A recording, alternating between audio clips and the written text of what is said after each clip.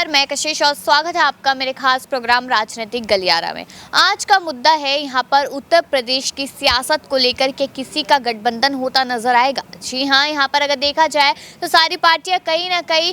मौके में लगी हुई है कि हमारा किसी न किसी पार्टी के साथ गठबंधन हो जाए ताकि आने वाले चुनावों में हमें अच्छा खासा फायदा हो सके। तो वहीं पर अगर देखा जाए तो यहाँ पर मायावती पूरी तरीके से अलग हो रही है, अखिलेश यादव अलग है, पल्लवी पटेल अलग है, राजा भैया अलग है, ओपी राजभर अलग है, योगी आदित्यनाथ अलग है। लेकिन यहाँ पर और साथ ही साथ कांग्रेस पार्टी अलग है। लेकिन यहाँ पर जब उत्तर प्रदेश में पहुंच रही थी भारत जोड़ो यात्रा तो कुछ ऐसे कयास लगाए गए थे कि यहाँ पर क्या महागठबंधन होने की स्थिति देखी जा सकती है, लेकिन कोई भी तैयार नहीं है। लेकिन वहीं पर आज एक जानकारी सामने, एक खबर सामने आई जिसमें कहीं ना कहीं कुछ आसार नजर आ रहे हैं। ऐसा कहा जा रहा है उस खबर के अनुसार कि अखिलेश यादव ने पीएम नरेंद्र मोदी की तारीफों के पुल बांध दिए। अब जिसके बाद कयासों का बाजार जो है वो गर्म होता हुआ नजर आ रहा है, जिसके तहत ये कहा जा रहा है कि अगर सपा ने यहाँ पर भाजपा के साथ गठबंधन कर लिया तो उनकी तो कोई खुद इमेज रह ही नहीं जाएगी, यानी कि सपा पार्टी तो पूरी तरीके से खत्म हो जाएगी। खत्म तो शायद पार्टी तभी हो गई थी जब 2017 में चुनाव हुए थे और भारी बहुमत से यहाँ पर हारती नजर आई थी पार्टी, जिसके बारे में सब लोग अच्छे से जानते हैं।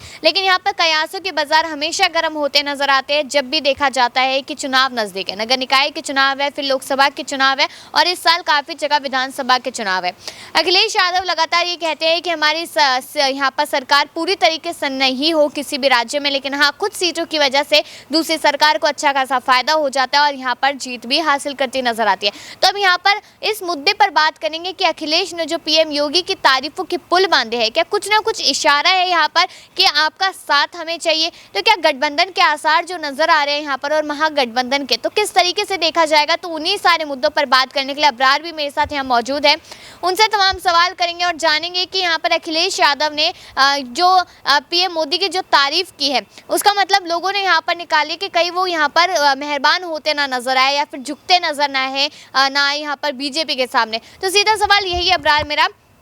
कि अखिलेश यादव यहाँ पर जो कयास ये लगे है कि क्या सपा यहाँ पर बीजेपी के सामने झुकती नजर आएगी आने वाले समय को लेकर? ऐसा कुछ भी पॉसिबल होता नजर आता है? क्योंकि अगर मैं अपने उससे देखूँ तो मुझे नहीं लगता, क्योंकि सपा खुद को राष्ट्रीय स्तर पे साबित करना चाहती है, यहाँ पर चुनौती देना चाहती है बीजेपी को। लेकिन आपको क्या लगता है?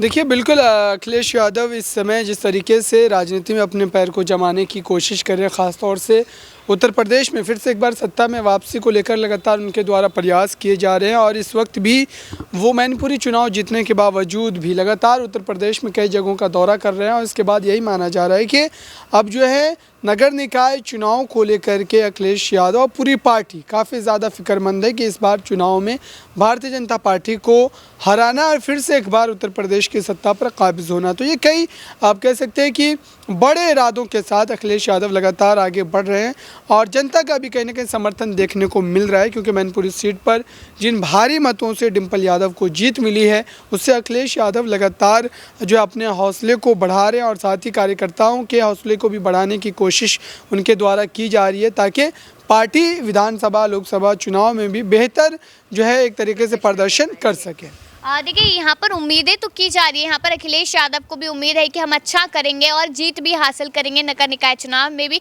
और यहाँ पर अगर देखा जाए तो कहीं ना कहीं जो लोकसभा चुनाव है जो अगले साल होने वाले हैं। लेकिन यहाँ पर एक मुद्दा और शिवपाल सिंह यादव को लेकर भी उठ रहा है। यहाँ पर जब मैनपुरी के चुनाव हो रहे थे और जीत हासिल हो गई तो अखिलेश यादव ने उसी दौरान कह दिया था कि चाचा शिवपाल को बड़ी जिम्मेदारी दी जाएगी, उनके हिसाब से एक बड़ा पद दिया जाएगा, उस पर नियुक्ति की जाएगी। लेकिन यहाँ पर शायद मुझे लगता है कि महीना भी हो 2 महीने लगभग देखा जाए, यहाँ पर महीने से ऊपर का समय हो चुका है। तो क्या लगता है कि शिवपाल सिंह यादव को कोई भी पद और कोई भी जिम्मेदारी देने में आखिरकार इतनी देरी क्यों हो रही है? भले शिवपाल ने ये कह दिया हो कि जिम्मेदारी मिले या ना मिले हम तो सपा में ही रहेंगे।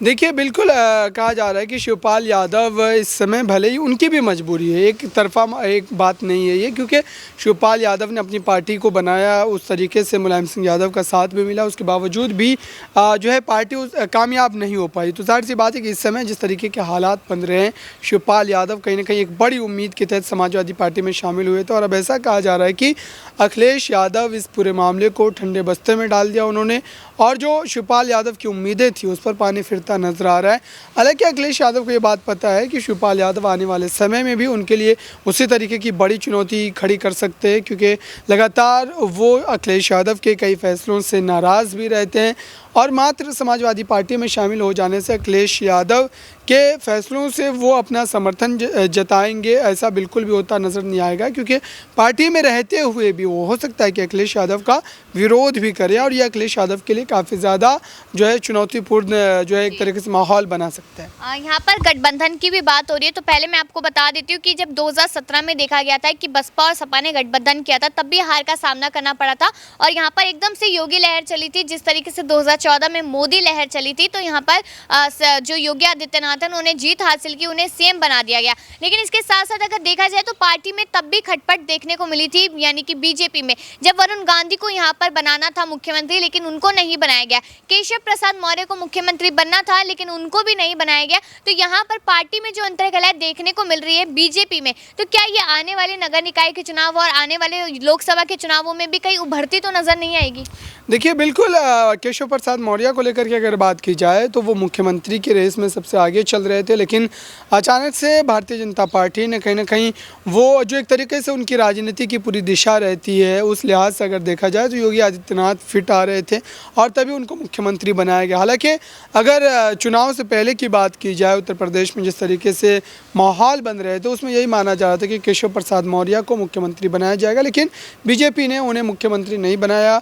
उप मुख्यमंत्री पद की जिम्मेदारी सौंपी। लेकिन अभी जिस तरीके से लगातार वो सक्रिय नजर आ रहे हैं, उससे यही माना जा रहा है कि वो अपने लिए एक माहौल तैयार कर रहे हैं ताकि वो अब जो चुनाव होंगे उस चुनाव में मुख्यमंत्री के पद पर उनकी ताजपोशी लगभग सुनिश्चित हो सके। यहाँ पर एक आखिरी सवाल और मेरा रहेगा, अगर देखा जाए यहाँ पर अखिलेश यादव यानी कि सपा और भाजपा के गठबंधन को लेकर भी सवाल उठ गए थे, जिसको लेकर हमने आपसे तमाम सवाल यहाँ पर किए, लेकिन एक आखिरी सवाल इस पर यही है कि क्या अखिलेश यादव यहाँ पर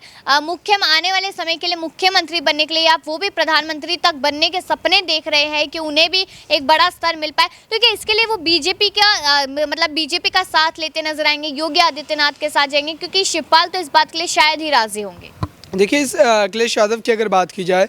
तो अखिलेश यादव इस समय पार्टी का विस्तार लगातार करना चाह रहे हैं। महाराष्ट्र में भी उनके 2 एमएलए हैं और ऐसे में अब वो चाहेंगे कि अगर 2024 लोकसभा चुनाव में ज़्यादा से ज़्यादा सीटें अगर वो जीतते हैं तो वो केंद्र की सियासत में कहीं ना कहीं अपनी भूमिका को बढ़ाने में उनको कामयाबी मिलेगी। हालांकि इस समय अगर सांसदों की बात की जाए तो मात्र एक सांसद उनका है लोकसभा में, जो डिम्पल यादव के रूप में, और बाकी सांसद उनके पास नहीं। तो सीटों की काफ़ी ज़्यादा कमी आप कह सकते हैं कि केंद्र की सियासत में उनके पास है और 2024 लोकसभा चुनाव में यही एक बड़ी रणनीति रहेगी कि किस तरीके से ज़्यादा लोकसभा सीटों को जीता जा सके।